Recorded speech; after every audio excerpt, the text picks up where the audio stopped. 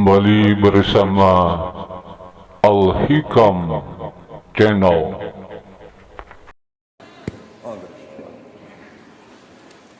Assalamualaikum warahmatullahi wabarakatuh. Bismillahirrahmanirrahim. Tabarakalladzi nazzala al-furqana ala 'abdihi liyakuna lil 'alamina nadhira. Allahumma shalli wa sallim wa barik ala sayyidina maulana Muhammadin alladzi qala wa fi haqqi laqad ja'akum rasulun min anfusikum azizun 'alaihi ma anittum harisun 'alaikum bil mu'minina raufur rahim. Amma ba'du. Coba adekan kita bisa terbang ke Mekah setiap saat. Zule waya mangan ra duwe, sumpek. Ada orang iso terbang tapi makan apa? Ada. Lancar. Dan itu luar biasa Nabi ngendikan. Kulo cocok. Ya selain iso terbang maksudnya ini. Tapi ini penting kalau aturaken supaya agama ini menjadi gampang. Sebab itu Hadaddin, saya sering cerita kemana-mana. Ketika Hadaddin cerita peradaban, saya sering cerita di banyak dosen itu sampai nangis saya cerita. Coba agama ini mensyaratkan iddah. Iddah itu kalau ada perempuan diceraikan suaminya atau tinggal mati, itu kan potensi ya. Ini misalnya Jumat Mak. Kalau dalam kitab fikih kan tolak yang sunni itu fiturin lam yujami hafi, ketika suci dan suaminya tidak jima. Misalnya kamu nikahi janda, malamnya dijima suaminya, paginya bentrok terus cerai. Terus kamu nikahi nggak ada iddah, terus punya anak ya nggak mirip kamu sama sekali karena produk awal. Produk awal, konsolat wangil era karuan, nak mangan wangil, buling era karuan, ngundang kue abah, kayak apa? Tapi barokahnya iddah itu selesai karena orang yang boleh dinikah harus baroatur rahmi. Berarti Islam ini mensafaati sekian orang karena tidak terjadi ikhtilatul ansab. Kayak apa baiknya Islam? Diatur. Tabani juga sama. Saya pernah ditanya seorang dosen, Gus kenapa Islam mengharamkan anak angkat? Yang diharamkan itu intisabnya, bukan anak angkatnya. Kalau kamu sayang monggo. Tapi kalau anak angkatnya sampai lupa nasabnya, kemudian nanti ketemu saudaranya nikah, itu bahaya. Terus nanti sama saudara angkatnya pegang-pegang, dikira gak batalkan wudhu, padahal ajnabi. Itu yang gak diinginkan Kanjeng Nabi. Belum keangkuhan. Ya, misalnya wonten tiyang tipe anak angkat kok gaya, anak angkatnya Gus Batus lali keluargane, lala bapaknya jenis Parmin, terus muni anakku ayo repot. Itu kan mendidik keangkuhan. Mendidik apa? Sehingga Islam ibtalu tabani. Dulu pernah ada periode orang nyebut Zaid bin Muhammad. Terus Allah membatalkan ud'uhum li abaihim wa aqsatu indallah. Akhirnya disebut Zaid bin Haris. Tapi sayangnya Nabi tetap sampai jenis Sayyidah Aisyah mangkelnya bukan main karena pernah Zaid ini akhirnya punya anak namanya Usama. Niku nak jajar Sayyid Hasan, niku kayak gula kopi, sutok wireng, sutok putih kuwanta. Niku nak meler umbelen. Kanjeng Nabi kadang ngendikan niku lho apa sisi corong Jawa kon ngresi. Sayyidah Aisyah gak gelem, ngombe caireng kan gak enak. Jebule malah sing nyisi Kanjeng Nabi. Wih, mulyane Usama sing nyisi malah. Artinya sayangnya tetap, tabaninya dibatalkan tapi sayangnya tetap. Kayak apa Rasulullah sallallahu alaihi wasallam. Jadi kalau minta, dan itu di tafsir Basit itu yang saya paling suka ketika orang kafir bilang lan nu'mina laka hatta tafjura lana minal ardi yambu'a wa takuna laka jannatu min nakhil wa inabin fatufajjiral anharu khilalaha tafjira autus kita sama. Itu orang kafir mintanya kan aneh, Muhammad saya mau iman asal kamu menjadi orang kaya raya. Kemudian kamu tidak akan membebani kita. Atau Mekah ini menjadi sungai yang menjadi subur semua. Itu yang paling kurang ajar bilang gini, autar kofis sama walan nu'mina liruqiyika hatta tunazzila alina kitaban nakro. Lebih parah lagi ngomong gini mereka, auta tiya billahi wal malaikati qabila. Gini loh Muhammad, Allah turun dari langit terus gandeng kamu sama Jibril, terus tangan kamu diangkat dimaklumatkan, ini loh Nabi akhir zaman. Itu di semua riwayat ahli tafsir mengatakan kenapa Allah tidak nuruti itu, karena ketika konsep Quran itu rasional sesuai fitrah salimah, orang yang menolak itu angkuh, meskipun minta mukjizat itu yang menolak itu angkuh. Sebab itu kalau suwon Quran itu ya yang keseharian kita secara sosial ya alladzina yunfiquna fis-sarra wa dharra. Kalau sering cerita kalau kamu merantau ke Jakarta nemui teman misalnya Zaid, ketika berteman kamu sering ngasih uang. Sekarang Zaid jadi menteri atau jadi pengusaha di Jakarta. Dulu ketika berteman kamu sering ngasih uang Zaid. Ketika tersinggung wal kadhiminal wa itu. Ketika Zaid salah wal afina. Kamu ketemu di Jakarta pede.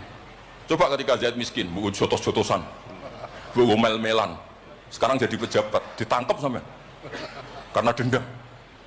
Makanya Ibnu Khaldun ngendikan, hadaddin agama ini itu diatur secara sosial. Hatta Rasulullah SAW man uyida bil kauni kullih lausah, orang yang bisa menggunakan sarana mukjizat apapun di dunia ini, itu saja diatur oleh Allah. Fa bima rahmatin minallahi lintalahum walau kunta fatun ghalidul qalbi lan faddu min hawli. Misalnya ini contoh Mas Aziz, misalnya Mas Aziz keramat iso terbang yang Mekah, ketemu kula didoni disadui, tetap tak pisoi Mas Aziz terbang yang Mekah. Artinya apa? Nabi dengan segala mukjizatnya, kok fadun ghalidul qalbi tetap lan faddu min hawlik. Artinya mukjizatnya Nabi sebanyak apapun, ketika secara sosial beliau salah, andaikan ya tentu andaikan karena nggak mungkin terjadi, tetap lan faddu min hawlik. Makanya terus Ibnu Khaldun mengatakan hadatin sesuai fitrah salimah, bahwa peradaban manusia dibangun dengan akhlak. Kan orang bilang zurtu qabron Nabi, nggak suka. Harus bilang zurtun Nabiyya sallallahu alaihi wasallam. Li'anna Nabiyya hayyun, karena Nabi itu hidup. Kata Sayyid Muhammad, Allah ngendikan wala taqulu lima yuqtalu fi sabilillahi amwat. Amatu syuhada, syuhada umum.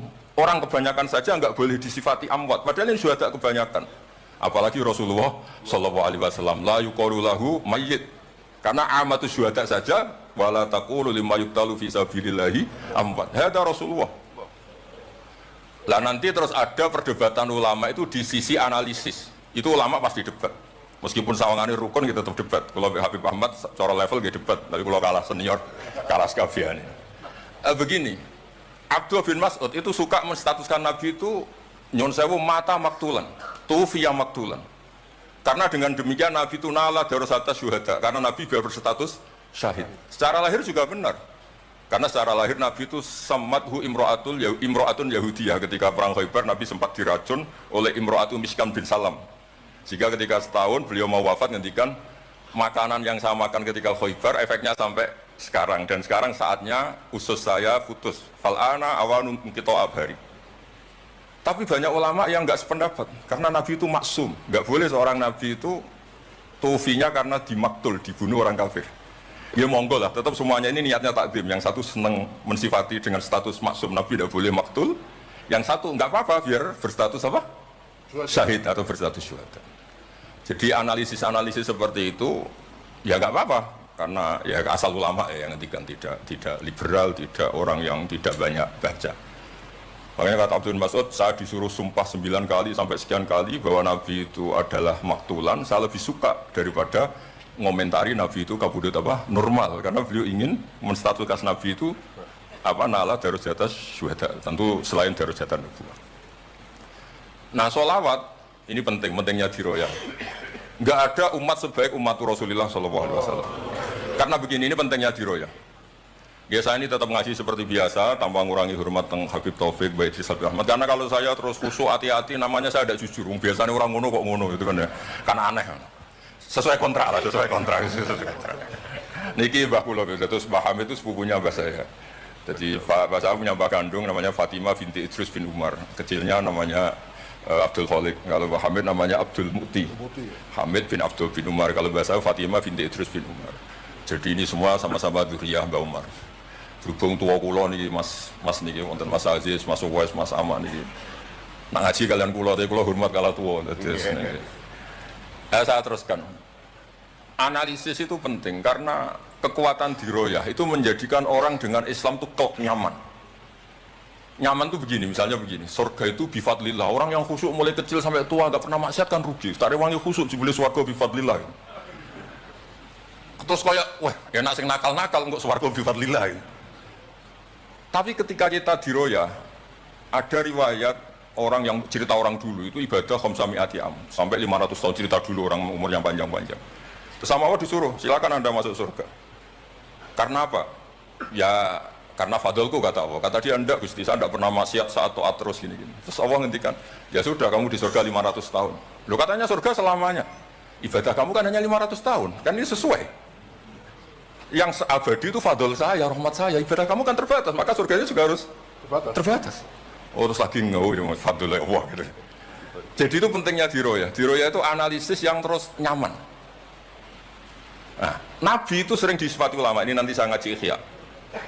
Sifat Nabi paling asik, paling benar, paling abadi itu sifat yang basyariah. Karena apa? Ini menjaga Islam sampai ila yaumil. Ya, misalnya begini. Allah pernah menyebut nabinya itu begini, wa ma arsalna qablaka minal mursalin. Itu terusannya illa innahum la yaquluna ta'ama wa yamshuna fil aswaq.